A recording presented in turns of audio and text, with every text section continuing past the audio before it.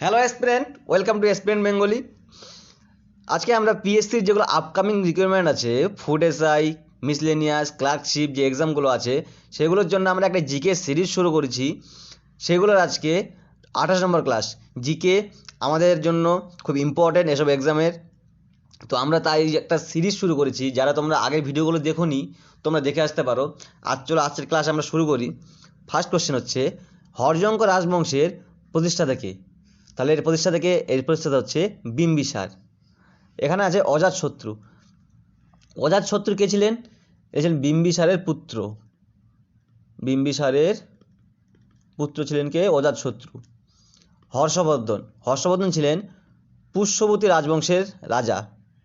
পুষ্যবতী রাজবংশের রাজা। আরেকটা খুব ইম্পর্টেন্ট কোশ্চিন যেটা পরীক্ষায় মাঝে মধ্যে আসে, যে হর্ষবর্ধনের সময় কোন চীনের পরিব্রাজক ভারতে আসেন?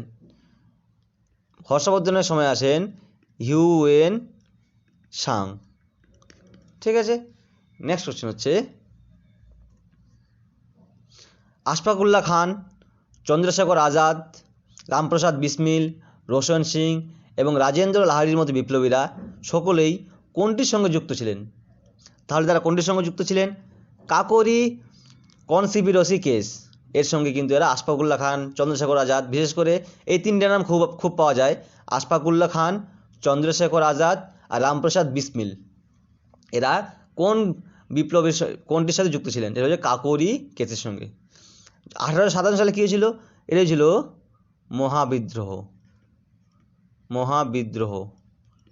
তাহলে যদি প্রশ্ন আসে যে চৌরচিরা মামলাটা কি, এটি হচ্ছে অসহযোগ আন্দোলন চলাকালীন বিপ্লবীরা উত্তরপ্রদেশের চৌরচিরা নামক স্থানে একটি পুলিশ ফাঁড়ি জ্বালিয়ে দেয়, যাতে 22 জন পুলিশ মৃত্যুবরণ করে। তা এই 22 জন পুলিশকে তারা আগুন লাগিয়ে হত্যা করে। ওই ঘটনাটিকে বলা হয় চৌরচিরা মামলা, যার ফলে গান্ধীজি অসহযোগ আন্দোলন প্রত্যাহার করে নেন। নেক্সট হচ্ছে জালিয়ানওয়ালাবাগ হত্যাকাণ্ড। এটা কী হয়েছিল? এটা হয়েছিল রাওলাট আইনের প্রতিবাদ স্বরূপ পাঞ্জাবের জালিয়ানওয়ালাবাগ নামক স্থানে বিপ্লবীরা একসঙ্গে জড়ো হয়েছিল। আর ঠিক সেই সময় জেনারেল ডায়ারের অনুমতিতে ইংরেজ সৈন্যরা নির্বিচারে গুলি চালাতে শুরু করে বিপ্লবীদের উপর। প্রচুর বিপ্লবী মারা যান। এটাকে বলা হয় জালিয়ানওয়ালাবাগের গণহত্যা। নেক্সট হলো 1921 সালের মালাবারের মপলা বিদ্রোহটি ছিল মুসলিম কৃষকদের রাবেলিয়নের বিরুদ্ধে। তাহলে কার বিরুদ্ধে ছিল? এটি ছিল হিন্দু ভূমিধারীর। ঠিক আছে, হিন্দু ভূমিধারীর বিরুদ্ধে ছিল। কারণ সেই সময় হিন্দু ভূমিধারী জমিদাররা প্রচুর পরিমাণে রাজস্ব আদায় করত, যার ফলে তারা বিদ্রোহ করতে পেরেছিল। যে রাওলাট আইনটি পাস হয়েছিল কত সালে? দুটো জিনিস একে অপরের সঙ্গে একদম ইন্টার রিলেটেড। এটা হচ্ছে, একটা হচ্ছে রাওলাট আইন, আর একটা হলো জালিয়ানওয়ালাবাগ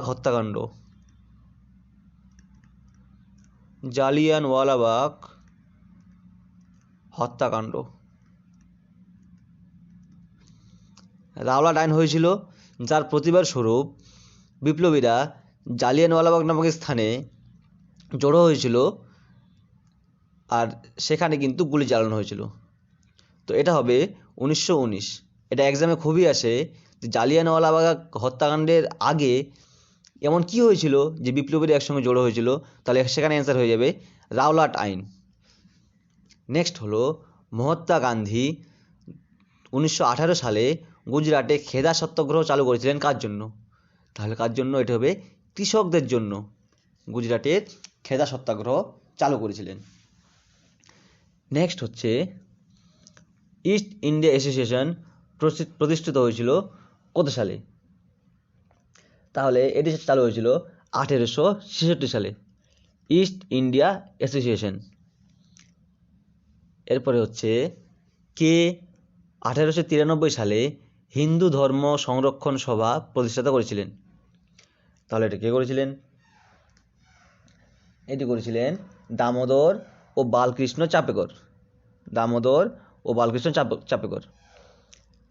ঠিক আছে, নেক্সট হচ্ছে বন্দে মাতরম 1907 সালে প্রকাশিত নিবন্ধগুলির একটি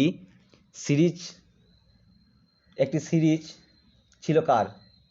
তাহলে বন্দে মাতরম 1907 সালে কার প্রকাশিত নিবন্ধগুলির একটা সিরিজ ছিল? এটি হবে শ্রী অরবিন্দ ঘোষ, শ্রী অরুণবিন্দ ঘোষ, অরবিন্দ না। ঠিক আছে, নেক্সট হচ্ছে 1893 সালে শিকাগোয় ধর্মীয় সংসদের ওয়ার্ল্ড পার্লামেন্টে কে হিন্দু ধর্মকে প্রশংসিত হয়েছিলেন, কে করেছিলেন? এটি হবে স্বামী বিবেকানন্দ। এটি একটা খুব ইম্পর্টেন্ট কোশ্চেন এবং খুব বিখ্যাত একটা ব্যাপার যে 1853 সালে স্বামী বিবেকানন্দ শিকাগোয় একটা ধর্মীয় সভায় হিন্দু ধর্মের মহত্ব তুলে ধরেছিলেন, যেটি কিন্তু মানে ভারতীয় একটা গর্বের বিষয়, আর সব জায়গায় বলা হয় এই কথাটা, একদম খুব আসে এটা। এরপরে হচ্ছে 1875 সালে কলকাতায় প্রতিষ্ঠিত ইন্ডিয়ান লীগের সাথে যুক্ত ছিলেন কারা? ইন্ডিয়ান লীগ এর সঙ্গে যুক্ত ছিলেন কারা? এটি হবে শিশির কুমার ঘোষ ও কালীমোহন দাস। এই দুজন ইন্ডিয়ান অ্যাসোসিয়েশনের সঙ্গে যুক্ত ছিলেন, ইন্ডিয়ান লীগ। এরপর হচ্ছে তাদোবা জাতীয় উদ্যানটি কোথায় অবস্থিত? তাহলে এটি অবস্থিত হচ্ছে মহারাষ্ট্রের চন্দ্রপুরে। ঠিক আছে, এবার হচ্ছে আসামে কোন জাতীয় উদ্যান আছে? আসামে আছে কাজিরাঙ্গা আছে আসামে। কর্ণাটকের একটি ইম্পর্টেন্ট জাতীয় উদ্যান হচ্ছে, যেটি এক্সামে খুবই আসে, এটি হচ্ছে বন্দিপুর। তামিলনাড়ুতে হচ্ছে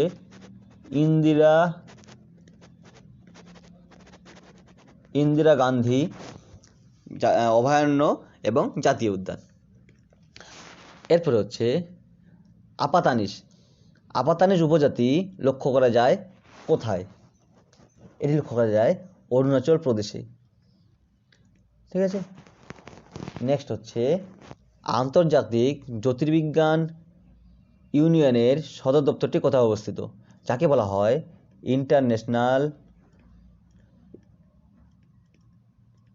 ইন্টারন্যাশনাল অ্যাস্ট্রোনমিক্যাল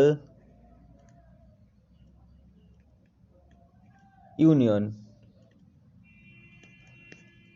IAU, আন্তর্জাতিক জ্যোতির্বিজ্ঞান ইউনিয়ন এর সদর দপ্তর অবস্থিত ফ্রান্সের প্যারিসে।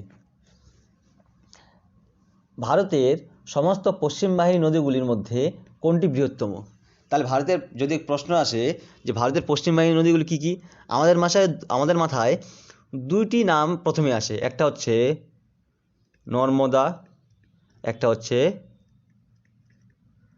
তাপ্তি। কৃষ্ণা কিন্তু পশ্চিম বাহিনী নদী নয়, কাবেরীও কিন্তু পশ্চিম বাহিনী নদী নয়। তো এই নর্মদা তাপ্তি কিন্তু আরেকটি হচ্ছে কোশ্চেন, যে এই নর্মদা তাপ্তি দুটি নদী কিন্তু গ্রস্ত উপত্যকার মধ্যে দিয়ে প্রবাহিত। এক্সামে এটা আসে যে ভারতের কোন নদী গ্রস্ত উপত্যকার মধ্যে দিয়ে প্রবাহিত, তাহলে হবে নর্মদা এবং তাপ্তি। তাহলে এদের মধ্যে বৃহত্তম কোনটি? এদের মধ্যে বৃহত্তম হচ্ছে নর্মদা নদী। এরপর হচ্ছে উমিয়াম বহুমুখী নদী প্রকল্পটি ভারতের কোন রাজ্যে অবস্থিত? উমিয়াম ভারতের মেঘালয় রাজ্যে অবস্থিত। নেক্সট হচ্ছে কোন গ্রহটি ওয়াটারি প্ল্যানেট নামে পরিচিত? এই গ্রহের সঙ্গে আমরা একদম চিরপরিচিত, ওয়াটারি প্ল্যানেট। ঠিক আছে, এটা হচ্ছে পৃথিবী। ওয়াটারি প্ল্যানেট ছাড়াও পৃথিবীকে কিন্তু নীল গ্রহ বলা হয়। তাহলে লাল গ্রহ কোনটি? লাল গ্রহ হচ্ছে মঙ্গল।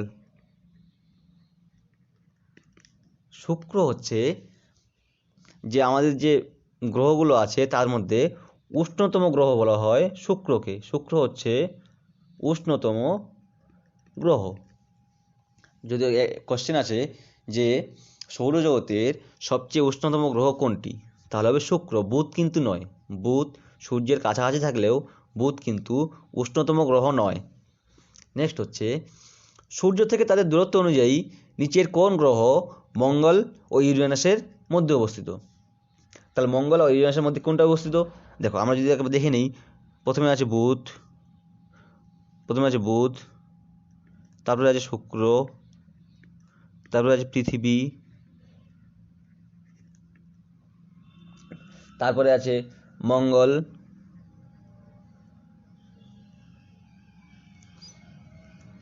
তারপরে আছে বৃহস্পতি,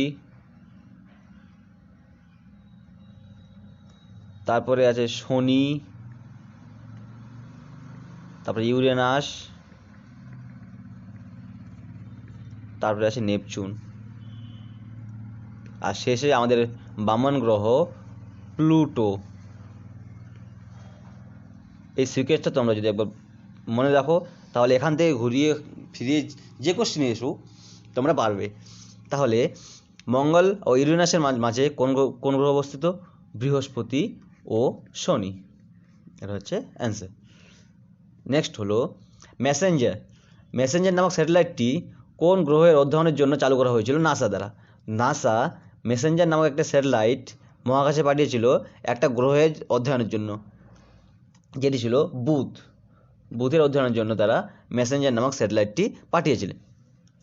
নেক্সট হচ্ছে ভারতের ধানের ক্ষেতগুলি কত বার্ষিক বৃষ্টিপাতের অঞ্চলে অবস্থিত? আমরা জানি ধান চাষের আদর্শ পরিবেশ হলো বৃষ্টিপাত। ভারতের গাঙ্গেয় সমভূমি অঞ্চলে প্রচুর ধান হয় বলে একে কি বলা হয়? ধানের গোলা বলা হয়। তো এর জন্য কিন্তু বার্ষিক বৃষ্টিপাত 100 সেমিকে আদর্শ পরিবেশ বলা হয় ধান চাষের জন্য। আমাদের পশ্চিমবঙ্গেও প্রচুর ধান চাষ হয়, আর এই প্রচুর ধান চাষের জন্য বর্ধমানে প্রচুর ধান চাষ হয় বলে একে ধানের গোলা বলা হয়। নেক্সট হলো অক্টোবর এবং নভেম্বর মাসে ভারী বৃষ্টিপাত হয় কোন অঞ্চলে? তাহলে অক্টোবর ও নভেম্বর মাসে ভারী বৃষ্টিপাত হয় করমণ্ডল উপকূলে।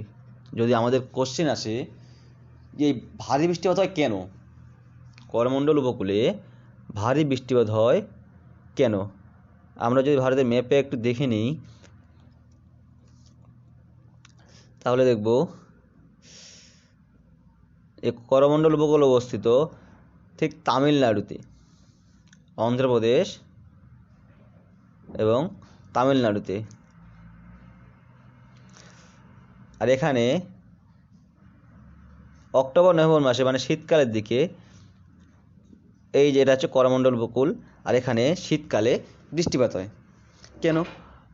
আরব সাগর থেকে মৌসুমী বায়ু ভারতে প্রবেশ করে এবং বৃষ্টিপাত ঘটায়। আর এই নভেম্বর অক্টোবর মাসে প্রত্যাবর্তনকারী মৌসুমী বায়ু যখন বঙ্গোপসাগরের উপর দিয়ে আসে তখন বঙ্গোপসাগর থেকে প্রচুর পরিমাণে জলীয় বাষ্প শোষণ করে, এবং জলীয় বাষ্প ধারণ করার পর এই বায়ু যখন করমণ্ডল উপকূলে এসে পৌঁছায় তখন এই করমণ্ডল উপকূলে পূর্বঘাট পর্বতের সঙ্গে ধাক্কা লেগে বৃষ্টিপাত ঘটায় ঠিক অক্টোবর এবং নভেম্বরে, যার ফলে এখানে বছরে 2 বার বৃষ্টিপাত হয়। আমাদের যদি কোশ্চেন আসে যে ভারতের কোথায় বছরে 2 বার বৃষ্টিপাত হয় 2টে সিজনে, তাহলে কিন্তু হবে করমণ্ডল উপকূল। নেক্সট হলো সংবিধানের 359 নম্বর ধারায় ভারতের রাষ্ট্রপতিকে অনুমোদন দেওয়া হয়েছে যে তিনি যে কোনো ব্যক্তির মৌলিক অধিকার প্রয়োগে যে কোনো আদালত সরানোর অধিকার স্থগিত করতে পারবে কখন? তাহলে যে কোনো ব্যক্তির কী করে মৌলিক অধিকারে তিনি বল প্রয়োগ করতে পারবেন কত নম্বর ধারায়? 359 নম্বর ধারায়। এটা কোন জরুরি অবস্থায়? এটি হচ্ছে একটি জাতীয় জরুরি অবস্থা। ঠিক আছে, এবার হচ্ছে আমরা সকলেই জানি যে স্টেট জরুরি এমার্জেন্সি, যেটা বলা হয় স্টেট এমার্জেন্সি মানে রাজ্য জরুরি অবস্থা, এটা হচ্ছে 356 নম্বর ধারায় আছে রাজ্য জরুরি অবস্থা। আমরা সকলেই জানি যে যখন আমাদের রাজনৈতিক দলগুলো যা কিছু হয় রাষ্ট্রপতিকে বলতে চায় যে রাজ্যে 356 নম্বর প্রয়োগ করো, 356 নম্বর ধারা প্রয়োগ করো, তার মানে বলে ওরা যে রাজ্য জরুরি অবস্থা প্রয়োগ করতে বলে অ্যাকচুয়ালি। তা আর্থিক জরুরি অবস্থা কত তাহলে? আর্থিক জরুরি অবস্থা হচ্ছে 356 60 নম্বর ধারা। নেক্সট হলো হরিয়ানা, সিকিম, অরুণাচল প্রদেশ এবং নাগাল্যান্ডকে ভারতের ইউনিয়নের পূর্ণ রাজ্য হিসেবে সঠিক কালানুক্রমিক আদেশটি হলো।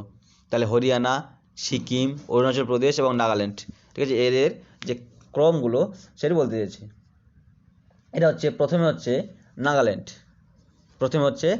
নাগাল্যান্ড, তারপরে হরিয়ানা, প্রথমে নাগাল্যান্ড, তারপরে হরিয়ানা, তারপরে হবে সিকিম।